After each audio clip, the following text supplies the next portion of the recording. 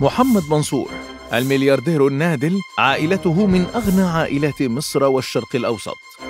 أمم عبد الناصر ثروة والده ومنحها لهم السادات حتى أصبحوا من الأغنى في العالم في عهد مبارك. رجل السلطة والثروة السياسية، ولد لعائلة غنية لكنها فقدت كل ثروتها، ثم عادت لتصبح واحدة من أثرى العائلات على هذا الكوكب. ولد محمد منصور في الأول من أغسطس عام 1948 لواحدة من العائلات التجارية البارزة في الإسكندرية. أمم عبد الناصر أملاك عائلته، لكنه تمكن من بناء ثروة ضخمة في عصر السادات حتى أصبحت عائلته ثاني أغنى عائلة في مصر ومن أغنى عائلات الشرق الأوسط والعالم.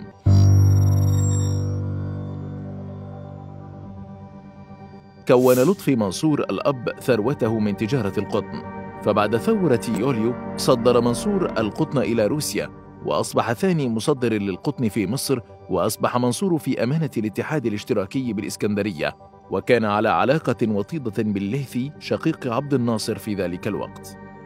وصل لطفي إلى أن يكون وكيلاً لرئيس الاتحاد الاشتراكي بالإسكندرية، وأصبح عضواً في مجلس الأمة في منتصف عام 1960 ولقب بنائب القطن.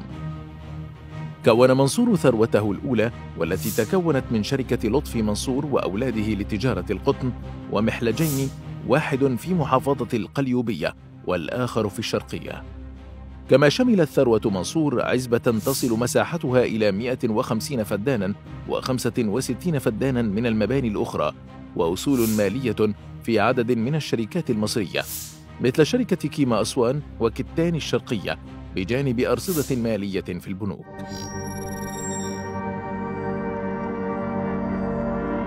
في أوائل الستينيات اتخذ عبد الناصر قرار التأمين، وقد أمم أكثر من ثلثي ثروة منصور بجانب جميع شركات الأقطان آنذاك، وكان عددهم يقترب من 50 شركة، دمجت ليصبح العدد 7 شركات فقط، وأصبحت شركة منصور تحمل اسم بورسعيد لتجارة الأقطان. خرج لطفي منصور من مجلس الأمة وحرم من مقعده النيابي، وفرضت عليه الحراسة في منزله، وخصصت له 70 جنيها ينفق منها في الوقت الذي كان فيه أبناؤه الثلاثة محمد ويوسف وياسين يكملون دراستهم في أمريكا، فكيف لأبناء العز والترف أن يكملوا دراستهم بعد أن أودت الناصرية الاشتراكية بثروة أبيهم إلى طور الانزواء لسنوات عديدة؟ لم يقف الشاب محمد منصور ابن العز مكتوف الأيدي، فقد سافر إلى الولايات المتحدة لاستكمال دراسته وعمل نادلاً في أحد مطاعم البيتزا، وبالفعل حصل على شهادة الهندسة من جامعة ولاية نورث كارولاينا في عام 1968، ثم حصل بعد ذلك على ماجستير إدارة الأعمال من جامعة أوبرون عام 1971. وبعد أن أكمل تعليمه انضم إلى مجموعة منصور التي أسسها والده لطفي منصور، وقاد محمد منصور المجموعة في عام 1976 بعد وفاة والده رجل الأعمال لطفي منصور. افتتح سلسلة متاجر في جميع أرجاء مصر، وهي مترو أكبر سلسلة سوبر ماركت المصرية، بالإضافة إلى امتيازات شركة ماكدونالدز في مصر. استطاع محمد منصور الحصول على وكالات جنرال موتورز في مصر ليصبح واحدا من أكبر موزعي سياراتها في العالم، حيث وصلت مبيعات موتورز عن طريق شركة منصور إلى 100,000 سيارة سنوية. تسيطر المجموعة على 9 من أكبر 500 شركة في مصر وتحت قيادة محمد منصور. قامت مجموعة منصور بتوسيع عملياتها خارج مصر، وأصبحت واحدة من أكبر الشركات الخاصة في الشرق الأوسط وإفريقيا. بالإضافة إلى مشاريعه التجارية، كان منصور نشطاً في السياسة والخدمة العامة، حيث شغل منصب وزير النقل والاتصالات في مصر، وقدم استقالته إجبارياً بعد حادثين مأساويين هما عبارة السلام 98 وحادث قطار العياط.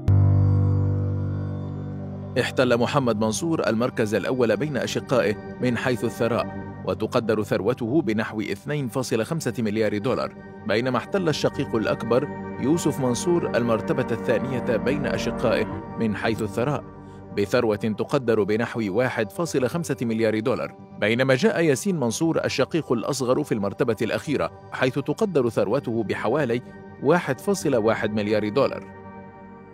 صنفت مجلة فوربس محمد منصور وإخوته ضمن أثرياء العرب في العالم، حيث تورث عائلة منصور الكفاح للجيل الجديد من العائلة، فيجب على كل فرد من آل منصور صعود السلم من البداية. وبالفعل سار أبناء منصور على خطى والدهم، فواحد منهم عمل في توصيل السلع إلى سلسلة متاجر البقالة بالشاحنة، بينما عمل واحد آخر في تسجيل طلبات الزبائن في أحد محلات مطعم ماكدونالدز. وكانت الفكرة وراء البدء من القاع وفقا لما قاله منصور حصولهم على المؤهلات والموثوقية والقدرة على كسب احترام زملائهم. ومن الآباء للأبناء والأحفاد توارثت الريادة، فعلى الرغم من ما يقرب من 40 عاما على وفاة لطفي الأب، عاد اسم لطفي من جديد يتصدر قائمة المال والأعمال، ولكن لطفي هذه المرة هو الحفيد الذي كان يريد شراء نادي تشيلسي الإنجليزي.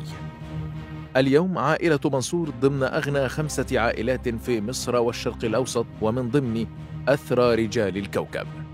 أخبرنا في التعليقات بأي من القصص الملهمة لأصحاب المال والأعمال التي مرت عليك في حياتك.